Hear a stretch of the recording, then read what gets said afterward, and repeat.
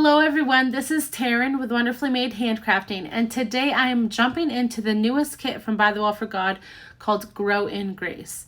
Now this kit was written and illustrated by Christina Lowry, and she does an amazing job teaching us biblically how we can grow in grace and knowledge. And so today my Bible journaling page actually has a lot more notes than usual. Usually I add notes to a separate booklet, but today I am mixing the art of my Bible journaling with the notes. So you'll see here I end up using this card. These were growth cards that were just released from By the Wall for God. They have two sides, but I am only using the one side today because I didn't really want to make it a tip-in. But the first size has a G and an R. The G stands for greet and prayer. The R stands for read it, pick a passage and read it slow and maybe in a couple different translations. And then the ones that I did on the back side were O, were observe some details, and W, which was what did you learn about God. And so I typed those up on my typewriter, and I did all my typewriting beforehand. I also used one of those mini labels, and I typed up Proverbs 3:7, which kind of coincided with Proverbs 12:15.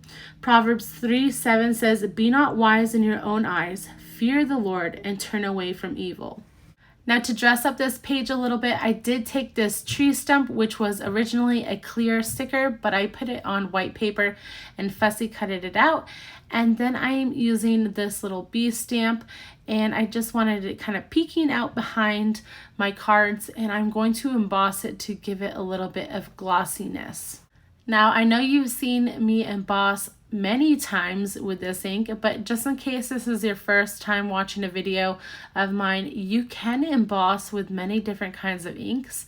I didn't know that when I first started crafting, and so Versa Fine Black ink is my favorite ink to use because it gets all those little tiny details, but you can emboss it really easily. I love my clear embossing powder over it, and so that's what I choose to use. Now here I'm dressing up this background. I want it to look a little bit more distressed, so I put some distress spray stain in Picket Fence and also sprayed some water on it. And this is a background stamp from By the Wall for God. This was actually from Christina's previous kit that she did last summer with us, and it's called Worthy. And it's just the Philippians verse of worthy of the gospel.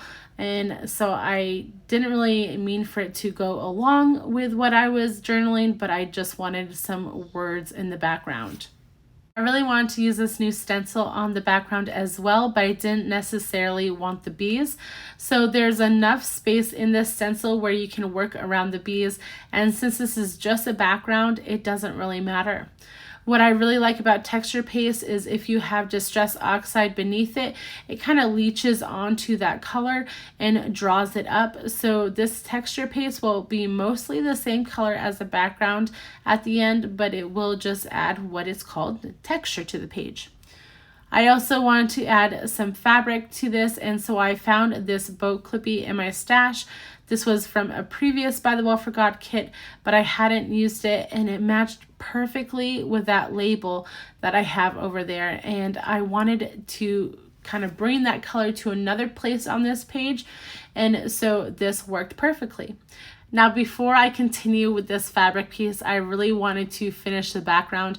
I felt like it was obviously incomplete and I needed it done before I continued on to my layering pieces.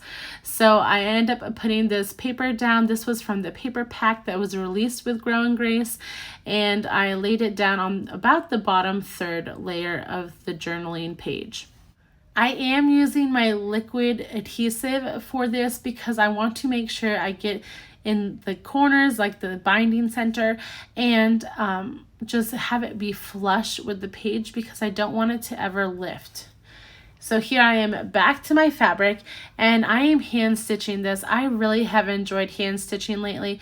So I just folded the fabric in accordion style, and then I'm making cute little pink X's with my hand stitching. Now, if you like perfection, then hand stitching probably isn't for you.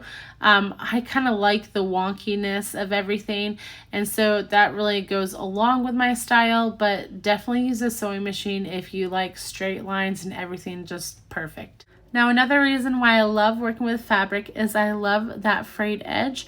And so usually what I'll do to create small pieces of fabric is just cut a little snip in the fabric, and then I will tear the rest of it. And usually if they've cut it correctly at the fabric store, it'll tear in a straight line, but even if it doesn't, it's all okay. With this Humbly Obedient word card, I really want to add a peek of this other paper that I have on the bottom. And so I dog-eared the card, and then I'm adding a little piece on it, and I'm making sure to have a floral on it where I place it. And so I'll cut that out, and then I'll use my tiny attacher to just staple that dog ear down. And now I will start layering everything together. I really want to pop up some of these things. So the little stump I added some foam tape to, and then I will start gluing everything down. Now here I am ripping a little bit of a glassine bag that was just trash from a previous kit from By the Well for God. And I always save my fun little trash like this because I love the texture that it can add to a page. So I'm putting that in the bottom right hand corner of that grow card, and then I am adding more foam tape to this label, and then I'll start sticking everything down.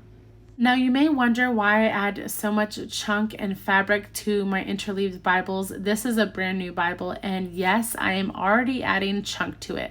For me, that is something that I love, and so it helps me actually remember the verses. By when you love something, it helps me remember what I did and what I studied.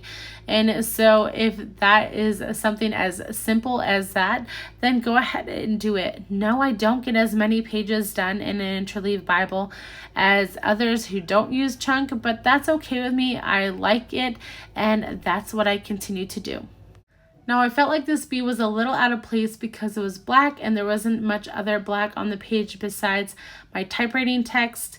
And so I ended up creating a tab, and I used the growth chart stamp set because in that stamp set there's a little stamp that says Bible reading, and I thought it worked perfectly on the side of my grow card that I created and did all my notes on, because that's the notes from my Bible reading that day. And so I end up creating that tab, and I will glue it down before I staple it. The staples work wonders. They do keep stuff in place, but I wanted to make sure I had that lined up straight before I stapled. And so I'll staple that down, and then I had some really cute green gingham fabric in my stash, and so I created a bow and put that at the top, and that is that. If you've enjoyed watching this video, please like and subscribe to my channel. You can go ahead and follow me over on Instagram at Wonderfully Made Handcrafting. I hope you have a wonderful day, guys. Bye.